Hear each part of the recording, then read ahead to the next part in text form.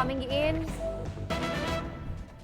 Manjunath, AE, Bascom to CNN News 18. We are on the spot finding out what exactly is the reason for this accident.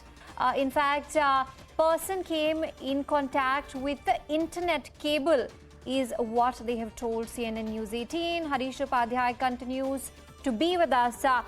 So, Harish Upadhyay, there is going to be some sort of probe. What they're saying is that the person came in contact with an internet cable.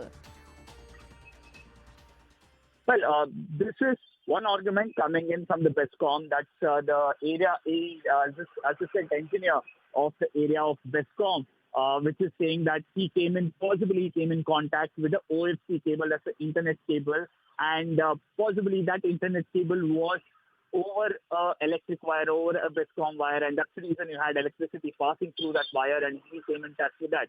But the problem is you see this blame game going on constantly. Now the police are investigating it. They are seeing whether it's the BESCOM or OFC cable. We will book the person who is responsible for this.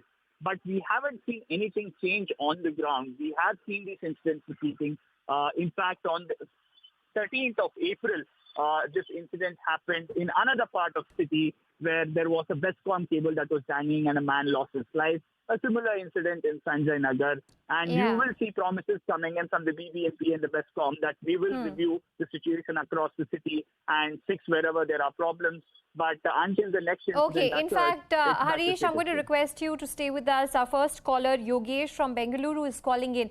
Yogesh, incidents like these, I'm sure, really upset you. What do you have to say? Yeah, it's very common in Bangalore of late. We notice this people getting electrocuted, and especially on Harloor Road, we have where we live, and that road has got only overhead wiring. So we are very scared when there's heavy rains and heavy breeze. At that point, we never step out, and I tell any of our family members also to step out because it is very dangerous, and the footpaths are narrow. There are no proper footpaths, and it's been encroached by the shop owners or a petty shop owner or a tea bunk. So it has to be rectified immediately, and they should have underground cables instead of having overhead cables. Yes, 100%. But also in terms of accountability, do you think that the authorities should come out, apologize to citizens? Obviously, they have to do that. Yes. They just pass the buck on and blame, as somebody said, he must have contacted the internet cable. How can an internet cable will be out on the road? And that cannot cause you a problem. It is the BESCOM cable which must have protruded out, and then that's how he's got electrocuted. And for the common citizen, just taking a walk back home seems to be such a challenge now, because there are several incidents that are being reported. This is not an isolated one of people losing their lives, sometimes to lose hanging wires, sometimes to open potholes. Yes, this is also very common, open potholes, and then there are speeding vehicles which are not even controlled by the traffic department. There are no speed breakers on our road, especially where we have a very, there's a big curve, and after that they take off at a good speed, and to cross the road you have to be very, very careful. So I also request the traffic police to provide a speed breaker. There's a children's school here, which is also very risky thing. So there are so many points which can be discussed, and you can keep finding the faults on them. Okay, in fact, we have another caller who's joining us on the broadcast, KV Pantlo. Could you tell us what exactly is going through your head when you see incidents of fellow citizens losing their lives over nothing, over just walking back home and coming in touch with a loose hanging wire? No, I want to complain. That's why. Can you listen to me? Yes. Can you listen to me? Yes.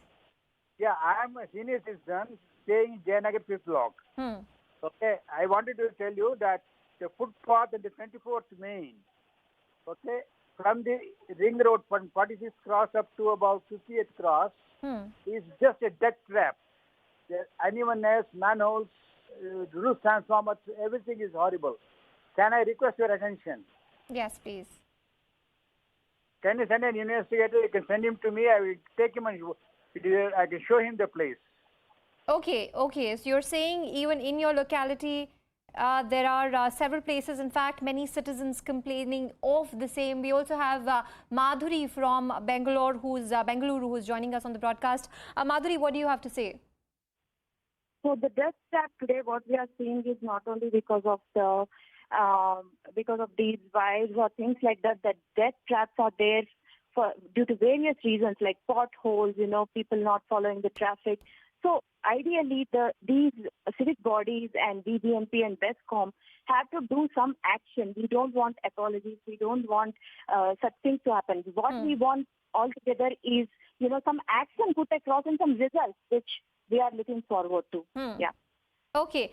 Action, accountability and results is what the citizens really asking for, and I'm going to take that question to Harish. So Harish, we spoke to several citizens who are calling in from Bengaluru. What they're really asking for is accountability, also some sort of action, but also result. Is there something that you expect will happen in this particular case?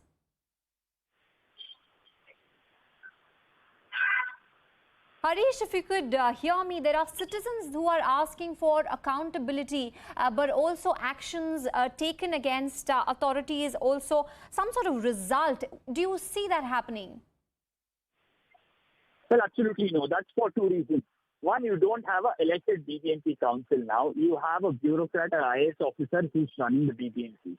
Second, we do not have a dedicated Bengaluru in charge minister, Bengaluru development minister. It's the chief minister who has it. And as you clearly know, the chief minister is burdened with the kind of portfolios that he holds and other responsibilities. So clearly nobody on a day-to-day basis to monitor the situation in Bangalore or monitor the progress of some of these developmental works or changes that have been sought. You've had Kiran Mazumdar talking about it. You've had Mohandas Pai talking about it.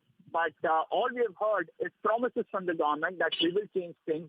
We will ensure that some of these projects or schemes are implemented. We've had the High Court coming down heavily on the BBMP and the BESCOM. Let's remember, it's an ongoing case in the Karnataka High Court to replace some of these transformers which are on footpath and becoming a threat to citizens and pedestrians. That case has been going on. The promise from the BESCOM is that in the next 2-3 years, they would replace all these transformers and make footpaths pedestrian friendly. It won't be encroached by transformers.